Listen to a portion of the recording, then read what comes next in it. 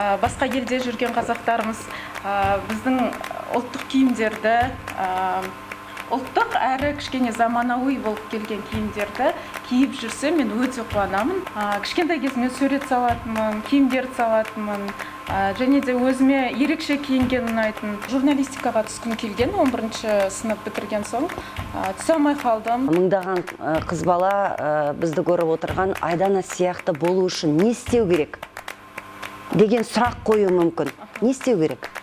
Сіз өміріңізді шынымен өзгерткіңіз келсе, сізге көмектесейін, жаңағы сіз неме айналыса аласыз.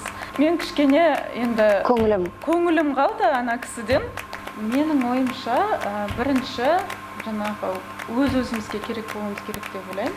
Саған ең керек кісі бір ғана адам.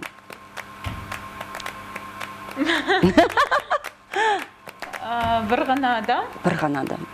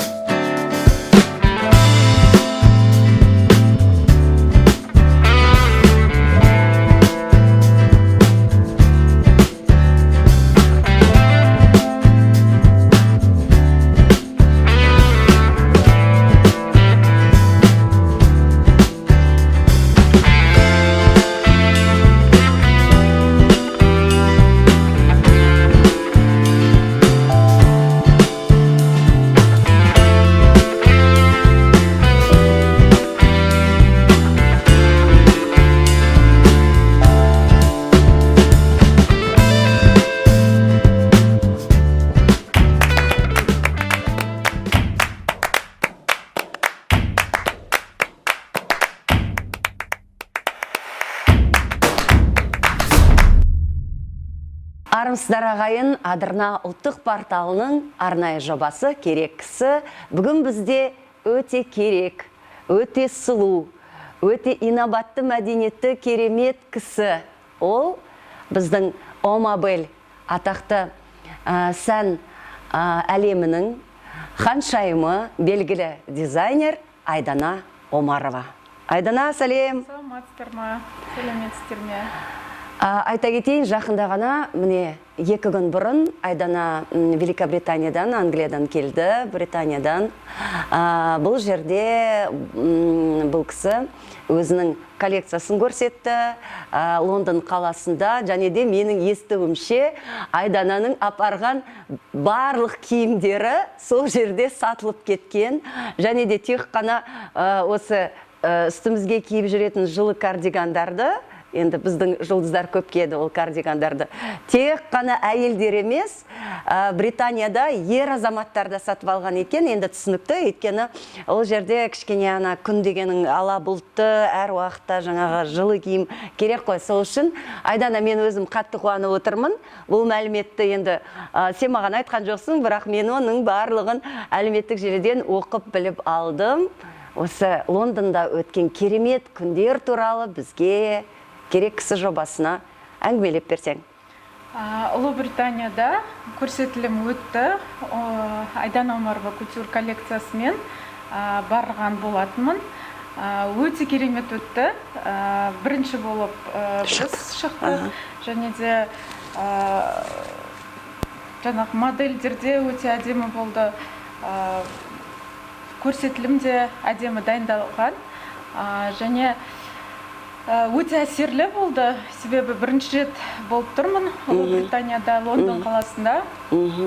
Біздің Қазақстан Республикасының елшілігі қолдаған мереке Қазақстанның 30 жылдығына орай арналған. Көрсетілім жақсы өтті, көрсетілімнен кейін жаңағы киімдерді жақсы алды. Бізге мен үшін ең бастысы басқа елдің адамдары болсын, біздің және де қазақтар, басқа елде жүрген қазақтарымыз біздің ұлттық киімдерді, ұлттық әрі кішкене заманауи болып келген киімдерді киіп жүрсе мен өте қуанамын. Алайда Қазақстанды сағынады. Иә, әрине, келгісі келеді, ұзақ тұрып жатқан көп біздің жерлестер бар. Жерлестер тұрып жатыр. Барлығымен танысып, үлкен тәжірибе болды. Ол елде де таныстық көп болды. Жақсы, барлығы керемет өтті. Мен өте қуаныштымын, біздің осындай қазақтың жап-жас қыздары бизнестің, үлкен бизнестің тізгінін ұстап жату деген ол өте оңай шаруа емес. Және де осы бүгін біздің керек кісіні көріп отырған жас қыздар болса, Айдананың осы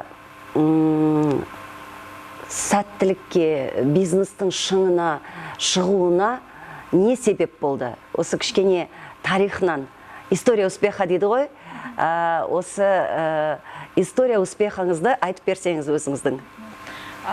Ең басынан келетін болса, кішкентай кезден мен армандайтынмын, өте көп армандайтынмын. Карта желаний дейді ғой, сондай карта желанийді өзім интернет жоқ, ол кезде телефон жоқ, бірінші рет жасаған болатынмын 6 сыныпта. Оны іліп қойып, кейін қарайтынмын, күнде қарайтынмын.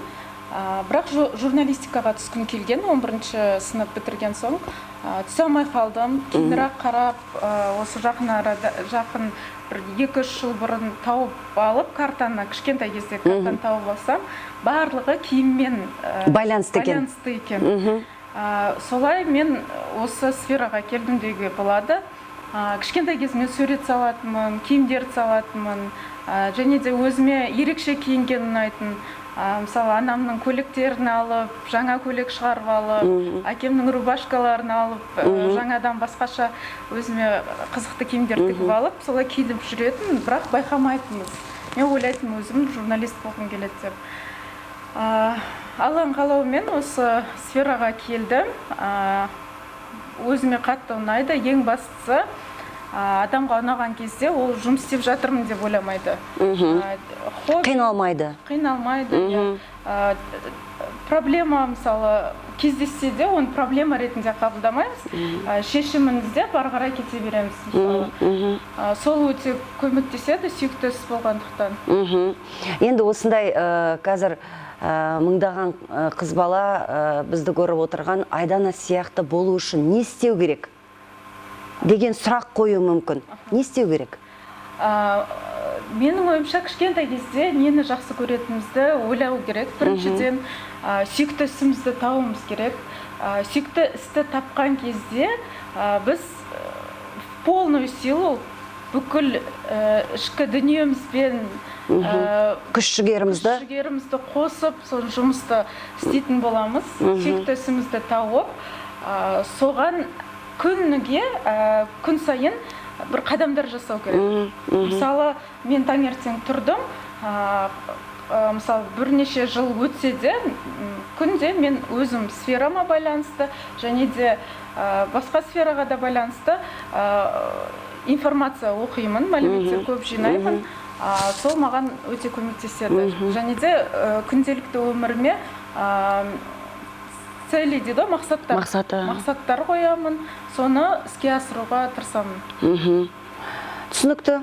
Ал енді осы кардигандар туралы айтсақ, нақты жаңағы осы киімдерді айтып кеттім ғой, басында біздің әріптестеріміз де өте үлкен қызығушылықпен, өте үлкен жаңағы сезіммен киіп жүреді. Осы киімдерді мақтанышпен, талай әншінің үстінен көрдім, шетелде жүргенде де деп жаңа таңғалып жатқан кезде менің өзімде де біраз киім бар. Сонда ол біздің жергілікті дизайнердің киімі деп, қане шешіңізші көрейін деп, тіпті менің үстімнен шешіп алып, киіп көрген адамдар болған шетелде. Осы кардигандарды осындай нақышта, заманауи және де ұлттық нақышта жасауға не себеп болды? Біздің ұлттық киімдерді әрдайым күнделікті киіп жүруге бір андай қызығушылық пайда болып бастады. Сосын өзімнің киімдеріме жаңағы оюмен киімдерді қосып қойып, тігіп үстеріне тігіп басында киіп жүрдім. Сосын сондай жаңағы шабыт келді. Неге барлығына солай жасамасқа? Көп адамдар алып әйелдер кие алатын, әйел қауымы және ерлерде өмірде киетін. Мысалы, бірнеше жыл бұрын тек қана камзолдар мысалы сатылып тұрса, оны тек қана бір мерекеге ғана киетін. Ал менің басты идеям өмірде де киетіндей қылуға тырыстым. Идея супер. Жақсы, өте дәл дер кезінде келген идея деп ойлаймын. Енді біздің көрермендер енді біле ме, білмей ме, хадисте де айтылған ғой, бір қолың бергенді, бір қолың білмесін деп. Негізі біздің Айдана ханым қайырымдылықпен көп айналысады. Оны мен өзім білемін. Енді кейбір адамдар ол туралы айғайлап айтуы мүмкін, кейбір адамдар жасаған нәрсесін айтпауы мүмкін. Осы маған да, мен енді өзім сенімдімін саған да, әлеуметтік желіде көп жазылады, көмек сұрау деп ойлаймын. Өзім енді, сол туралы біраз айтсаң, осы адамға көмек беру деген дұрыс нәрсе ме? Немесе жаңағы орыстар айтқандай, сен оған балға бергенше қармақ бер деген сияқты. Осы туралы? Менде басымнан өткен жағдайлар бар. Кезінде көп сұрайтын болатын, мен жіберетін болатынмын. Жаңағы Инстаграм желіде өте көп жаңағы нелер дайректке келіп жатады, хаттар. Соның қызығы былай болды, мен басқа елде болдым. Шетелде жұмыс бабымен. Сосын бір әйел жазды, оның жаңағы туысқан бір бала ауырады екен, соның қолына тастап кеткен екен, сол көмек сұрады, соған жібердім. Сосын тағы да екінші әйел жазды, оның да бір жағдайы болған екен, оған да жібердім. Сосын бір аптадан кейін тағы да жазады, ол екі кісі де жазды. Бір кісінің сообщениясын көрмей қалған болатынмын, бірақ екіншісін сообщения жаңағы әйел көп сұрайтын болып кетті. И мен айтып бастадым, егерде сіз өміріңізді шынымен өзгерткіңіз келсе, сізге көмектесейін, жаңағы сіз неме айналыса аласыз, не жасай аласыз, барлығын сұрап алдым. Ол кісі, мен пирогтар тіге аламын деді. Ой, пирогтар пісіре аламын. Тігу. Айдана бізге сұхбат беріп отырса да тігуді ойлап отыр ғой. Ана киім, неше киім тігілді екен. Бүгін 100 киім сатылды, 200 киім керек болып тұр. Қалай оны тігу керек? Керемет, міне, сүйікті іспен айналысу деген осы. Күні түні сұхбат берсем де, Лондонда жүрсем де, жаңағы ата-анама барып Түркістанда қасиетті жерлерде жүрсем де, әйтеуір миыңда сол тігу сүйікті іс. Рахмет. Ал жалғастырайық. Не жасай білесіз? Қолыңыздан не келеді? Тамақ пісіре аламын деді, жаңағы пирогтарды пісіре аламын деді. Сонымен пирогтарды пісіріп бастаңыз, мен өзіме страницама, парақшама салып тұрайын деді күнде. Басында салып тұрдым, сонымен кейінірек ол кісі маған жазбай қойды. Мен де ұмытып кеттім өз жұмыс бабыммен. Ең қызығы, бір аптадан кейін сол шет елден келемін, екі әйелді де жолықтырдым. Бірінші әйелді жаңағы екінші рет сұрап, жаңағы хатын оқымай қалған, ол жаңағы неде саябақта отыр, жалғыз өзі. Үлкен телефонмен, менде зрительная память дейді ғой, өте мықты. Бір көрген адамды есте қалады. Вот өмір бойы есте қалады. Мектепте бітіріп кеткен, или мектепте 2-3 класста оқыған адамдарды танып жатам. Келдім, Қазақстанға келдім. Саябақта қыдырып жүрсем, жаңағы әйел отыр, телефонымен отыр, бір қолында темекі, несінде сыра қасында. Соны көріп, мен кішкене енді көңілім қалды ана кісіден. Ол өзінің кішкентай бір жаңағы жиеніне сұрады ғой ақшаны. Соны пайда етеді деп ойладым. Себебі ол үлкен телефонды ұстап алып, бір жұмыс істеп отырған адам сияқты рассылка жасап отырды. Ол қайта-қайта бір текстті маған жібере берді. Сонда басқа нелерде, желілерде, барлық реклама ретінде уже бизнес ретінде қарап кеткен да. Екінші әйелді бір айдан кейін ба, 2 айдан кейін ба есімде жоқ, бірақ кейін кездестірдім. Оны уже біздің дүкенде кездестірдім. Бізде жеңілдіктер түні болғанда ол келіп өзіне курткама бір зат алған екен. Мен өтіп бара жатырмын, осы неден кетіп бара жатсам, қызым тоқташы, саған рахмет, осындай бақытты бол деп батасын беріп жатыр. Мен түсінбей қалдым басында. Сразу потом есіме түсті, есіме түсті, өзі де айтты, сен маған осылай айтқан едің, жаңағы қазір мен кәсібімді бастап кеттім, Алла разы болсын деп өте қуанып жатыр. Мен де қуандым, іште шынымен қуандым. Сосын өзім үшін бір вывод жасадым. Тұжырымдама жасадым. Шынымен адамға балық бергенше қармақ берсең, қандай сауабы көп. Ол адам басқа адамдардан сұрамайды. Өзі талпынып, тырысатын болады. Және де оның көмегі басқаларға да тиюі мүмкін. Дұрыс айтасыз. Жаңағы алған заты бар. Сосын басқалар одан жаңағы пример ретінде, мотивация ретінде басқа адамдарда қарайтын болады. Керемет әңгіме болды. Мен ойлаймын, жаңағы осы дәл қазіргі уақытта қайырымдылық туралы біз көп айтамыз. Және де ол кейбір аға-апаларымыз, бауырларымыз қайырымдылық деген ол сол жаңағы ең басында Айдананың шетелде отырып жасаған жұмысы сияқты ғой, болды ақша сұрады ма, алда болды бара ғой деген сияқты. Ал енді ол ақша қайда кетеді? Одан кейін біз енді оның қарап бәрін жаңағы көріп, біліп, бақылап, зерттеу мүмкін емес қой, ол мүмкін емес.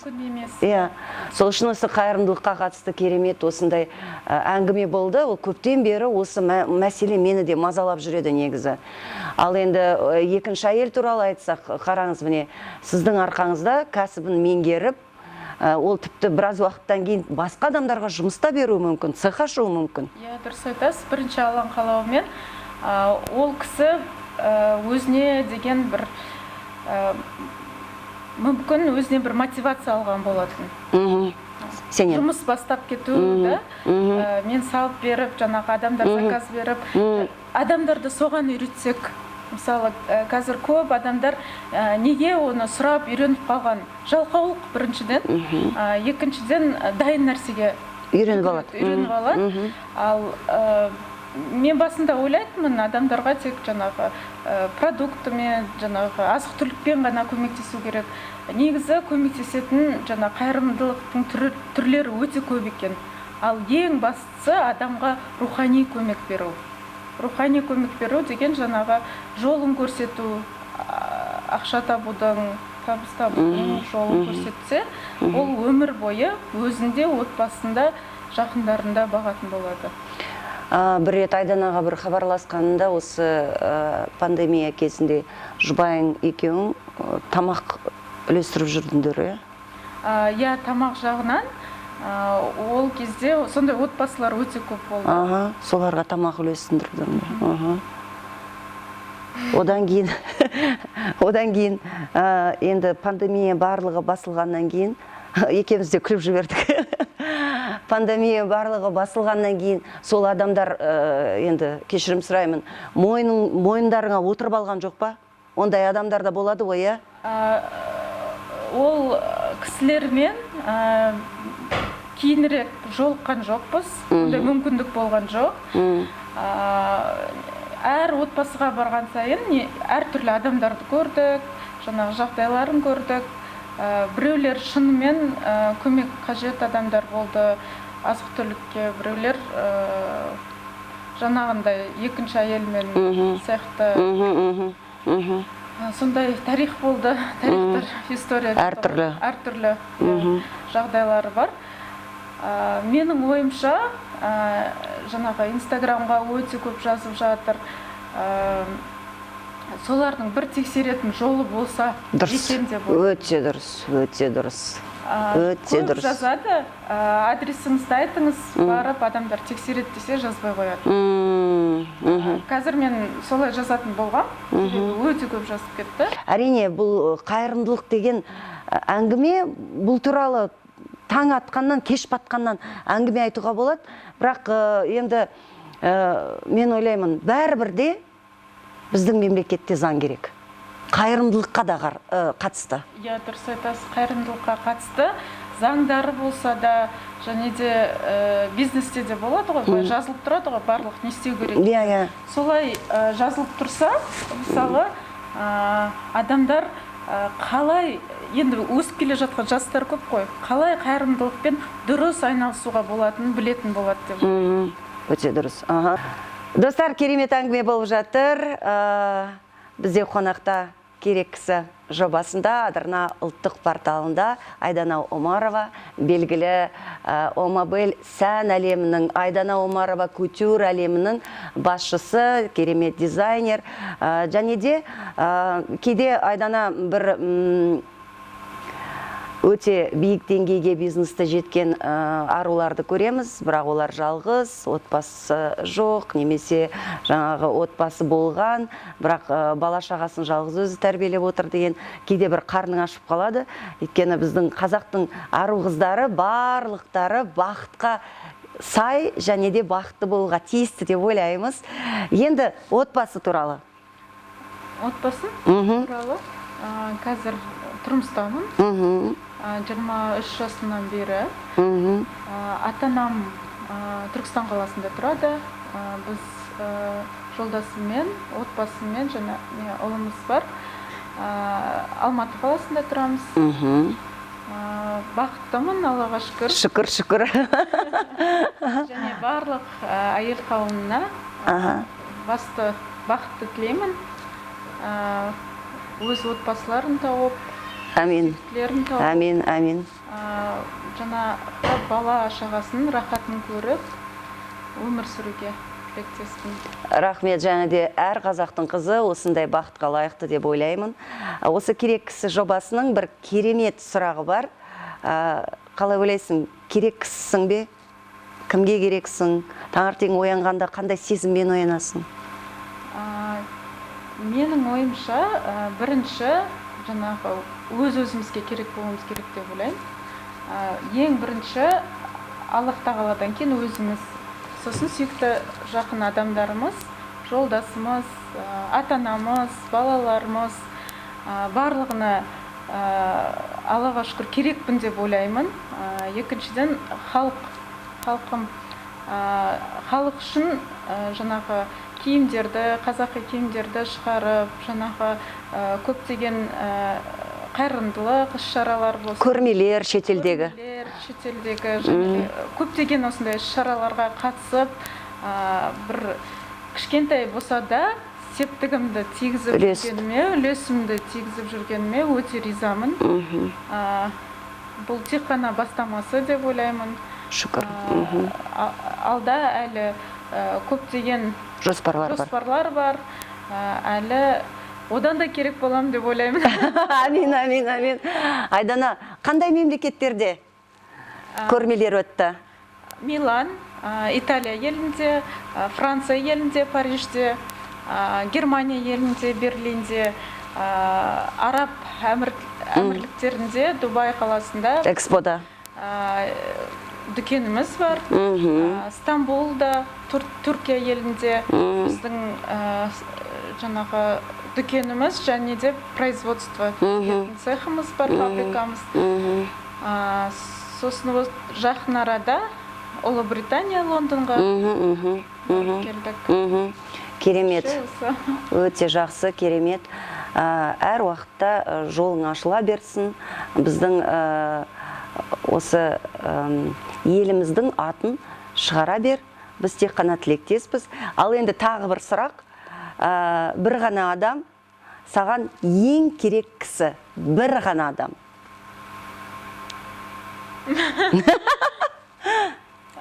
Бір ғана адам. Бір ғана адам.